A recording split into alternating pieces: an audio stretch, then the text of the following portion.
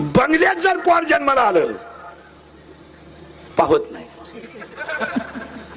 महिला म्हणलं सुनबाईला 3रा महिना लागला, चेक करून आणली, चेक करावं लागते. तिथून पुढे सवय लागली तिला. आता चेक केली, आजीबाई म्हणली आता ठेप ठेवा तिची, काम कमी करायचं, जिना चालायचं नाही, लिफ्टनच वर जायचं, जास्त काम करायचं नाही, भारीतलं खायचं, असं भात पिठलं असं खायचं नाही. मग तिचा 7व्या महिन्यात डोळे झाले, अख्ख्या गावाला जेवण डोळ्याचं, डोळे जेवण झालं.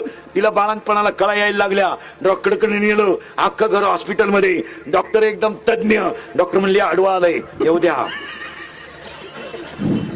आडवं उभं पण येऊ द्या. आलं, 16 टाके पडले, 90,000 रुपये डॉक्टरचं बिल झालं. शिकिंग केल्यापासून तर सिझरिंग करेपर्यंत किती? 90,000.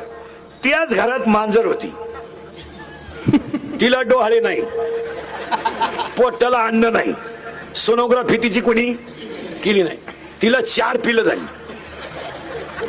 आता मी तुम्हाला प्रश्न विचारतो, दोघांमध्ये देखणं पोरगं कोणचं?